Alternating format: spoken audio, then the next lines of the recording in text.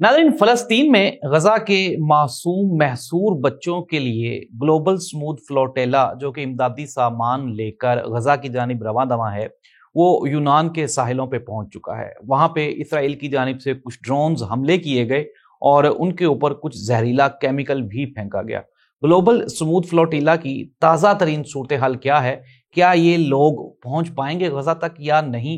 Actual facts क्या हैं? मौजूदा सूरत हाल क्या है? हमारी बात हुई है वहाँ पे मौजूद मुश्ताक गनी साहब के साथ और उन्होंने हमें बताया है कि एक्चुअल सिचुएशन वहाँ पे क्या है। डिस्कस करेंगे आपके साथ आज के प्रोग्राम में। नाज़रीन, इसके साथ ही साथ अक़वाम मुत्तहिदा बिल आखिर डट गया है और तमाम दुनिया के ममालिक अब इस पॉइंट पे मुत्तफिक हो गए हैं कि फ़लस्तीन की आज़ाद रियासत का क़याम इंतहाई नागुज़ीर है।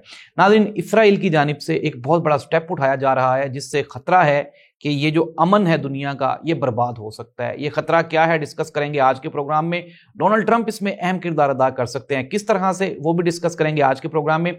नाज़रीन, अप्रोक्सीमेटली कोई 78 अरब डॉलर का दिफाई बजट है सऊदी अरब का। इनके पास अगर हम बात करें 900 से ज़ायद 917 के करीब तैयारे हैं और 840 के करीब टैंक हैं। तकरीबन 4.5 लाख फौज भी है सऊदी अरब की और अमेरिका के साथ इनका सिक्योरिटी का मुआहिदा भी हो चुका हुआ है। लेकिन इस सब के बावजूद पाकिस्तान के साथ ये जो दिफाई मुआहिदा हुआ, इसकी वजह क्यों पेश आई? एक बहुत बड़ी खबर है जो हमारे सोर्सेज निकाल के लाए हैं आज। मैं हूं जाहिद अब्बास तकवी, आप देख रहे हैं हमारा सोशल मीडिया चैनल। आपसे रिक्वेस्ट है कि हमें सब्सक्राइब करें और अपने कमेंट से जरूर आगाह करें। डिटेल शामिल करेंगे हम आज के प्रोग्राम में। नाज़रीन, प्रोग्राम का बाकायदा आगाज करते हैं। सबसे पहले इंतहाई अहम इंफॉर्मेशन, एक बहुत बड़ी खबर, और वो खबर है ग्लोबल स्मूथ फ्लोटेला के बारे में। पहले मैं आपको थोड़ा सा बता दूं कि ये जो फ्लोटेला है इसमें अप्रोक्सीमेटली कोई 20 से ज़ायद ममालिक हैं जिनकी कश्तियां इस पूरे के पूरे फ्लोटेला में शामिल हैं। और इसके अंदर एक तो इमदादी सामान है गजा के महसूर बच्चों के लिए और वहाँ के जो फ़लस्तीन के लोग हैं उनके लिए। और इनका जो मकसद है वो ये है कि हर हाल में गजा पहुँचा जाए और वहाँ पे जो भूख से मरने वाले बच्चे हैं उनकी मदद की जाए। नाज़रीन, जो ताज़ा तरीन अपडेट्स हैं, जो खबरें हैं, वो ये बता रही हैं कि अप्रोक्सीमेटली कुछ 478 के करीब बच्चे गुज़श्ता 3 से 4 महीनों में ये गजा में जो महसूर बच्चे हैं वो भूख की वजह से शहीद हो चुके हैं। और ये सिर्फ बच्चों की तादाद है। और अगर हम बात करें अभी रिसेंटली पिछले हफ्ते की, तो पूरे एक हफ्ते में ही को 22 से 24 बच्चे जो हैं वो शहीद हो चुके हैं। इट मींस दैट कि डेली की बुनियाद पे इमेजिन कर लें कि 3 से 4 बच्चे जो हैं वो रोजाना की बुनियाद पे शहीद हो रहे हैं। ये वहां पे खुराक की किल्लत की वजह से है। दूसरी जानिब अगर हम बात करें नेतन्याहू की, तो वो अक़वाम मुत्तहिदा में खड़ा होकर वहां पे पूरी दुनिया के सामने झूठ बोल रहा है, लेकिन एक्चुअल जो सूरत हाल है वो ये नहीं है। असल जो सूरत हाल है वो यही है कि नेतन्याहू के जो जंगी अज़ाइम है उसका मकसद है कि गजा और मगरबी किनारे की जो पट्टी है यहाँ से फ़लस्तीनी इनको भूख के जरिए, जुल्म तशद्दुद के जरिए, गोलियों के जरिए इनकी नस्ल कशी की जाए ताकि ये इलाके खाली हो जाएं और फिर इनको बआसानी इसराइल में शामिल किया जा सके। लेकिन नाज़रीन, मैं आपको बता रहा हूं कि हमारे सोर्सेज ने जब पता किया तो ये जो ग्लोबल स्मूथ फ्लोटेला है ये यूनान के साहिलों पे इस वक्त मौजूद है। और गुज़श्ता रात हुआ कुछ यूं कि इसराइल की जानिब से इनके ऊपर कुछ ड्रोन्स अटैक किए गए, तो फिर इन्होंने डराने के लिए, धमकाने के लिए ग्लोबल स्मूथ फ्लोटेला है इसके ऊपर, इसके जो शुरका हैं उनके ऊपर जहरीला केमिकल भी फेंका है। नाज़रीन, सोर्सेज ये बता रहे हैं कि इंतहाई अहम और क्रिटिकल सिचुएशन है इस ग्लोबल स्मूथ फ्लोटेला की। लेकिन इसके बावजूद भी ये जो ग्लोबल स्मूथ फ्लोटेला के शुरका हैं वो ये डिटरमिन्ड हैं। वो कहते हैं कि हम हर हाल में at any cost we will reach Gaza, और गजा के बच्चों के लिए जो खुराक हम लेके जा रहे हैं, इमदादी सामान लेके जा रहे हैं, इसको वहां पे पहुंचा कर ही हम वहां से वापस लौटेंगे। Let's see that. नाज़रीन, हालात इंतहाई क्रिटिकल हैं, इमरजेंसी की सूरत हाल है, सीरियस हालात हैं। और दूसरी जानिब अगर हम बात करें स्पेन और इटली की, तो उन्होंने इसराइल को फाइनल वार्निंग देते हैं। उन्होंने कहा कि अगर आइंदा कोई इस तरह की हरकत की गई तो इसराइल को सख्त जवाब दिया जाएगा। स्पेन और इटली ने अब अपने जो बहरी जहाज हैं उनको इमरजेंसी के लिए तैयार कर दिया और उन्होंने बताया है कि अगर अब नेक्स्ट टाइम को इस तरह का हमला किया गया तो इसराइल को भरपूर जवाब दिया जाएगा। नाज़रीन, आगे बढ़ते हैं। अक़वाम मुत्तहिदा में आजकल जो सिक्योरिटी काउंसिल का, नेशनल असेंबली का इजलास वहाँ पे जारी है और इसका जो मकसद वो कुछ और था, लेकिन इस मरतबा ये जो अक़वाम मुत्तहिदा का इजलास हो रहा है सिक्योरिटी काउंसिल का, तो वो पूरे का पूरा फ़लस्तीन की आज़ाद रियासत से रिलेटेड हो गया है।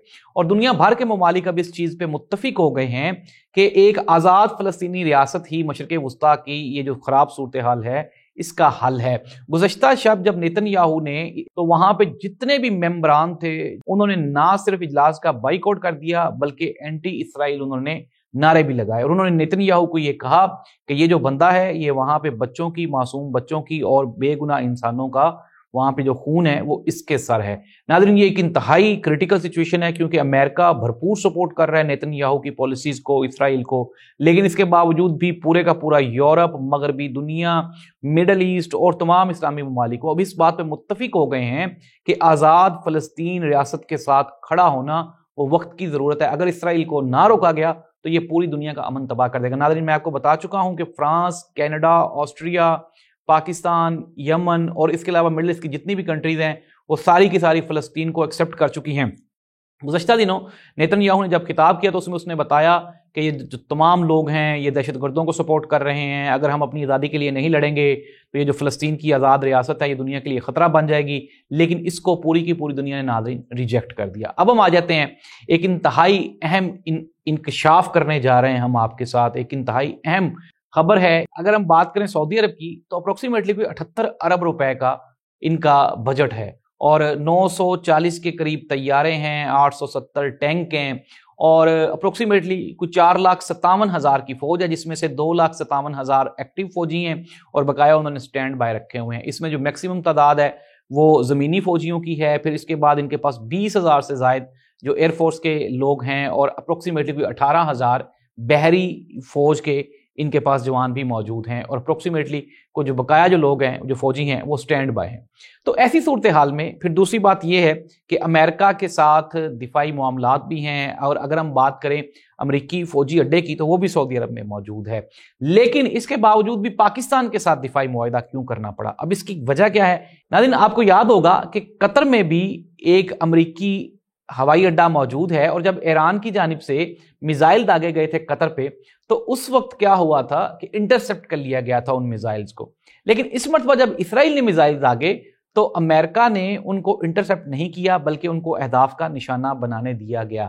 اچھا، اب سعودی عرب میں بھی ایک امریکی فوجی اڈا موجود ہے اور وہاں پہ بھی ایکٹیو فوجی امریکن وہاں پہ موجود ہیں، لیکن اس کے باوجود ناظرین جب سعودی عرب نے دیکھا کہ امریکہ اسرائیل کی محبت میں ہر چیز کو بالائے طاق رکھ رہا ہے تو انہوں نے امریکہ کو وارننگ دینے کے لیے پاکستان کے ساتھ یہ جو ایگریمنٹ ہے اس کو، ابھی تک اس کے جو مین پوائنٹس ہیں وہ تو سامنے نہیں آئے، لیکن دونوں ممالک کی جانب سے اس کو ایک خوشائن ایگریمنٹ قرار دیا جا رہا ہے۔ اچھا ناظرین، بات کی جا رہی تھی ایران کی کہ ہو سکتا ہے کہ ایران اس کو ایکسیپٹ نہ کرے، لیکن ایران کے صدر نے بھی کل یہ جو پاکستان اور سعودی عرب کا دفاعی معاہدہ ہے اس کو خوشائن قرار دیا، اور انہوں نے کہا کہ یہ تمام اسلامی ممالک کے لیے ایک خوشخبری ہے اور آگے چل کے ایران سمیت جتنے بھی مسلم امہ کے ممالک ہیں وہ اس میں شامل ہونے کی صلاحیت رکھتے ہیں۔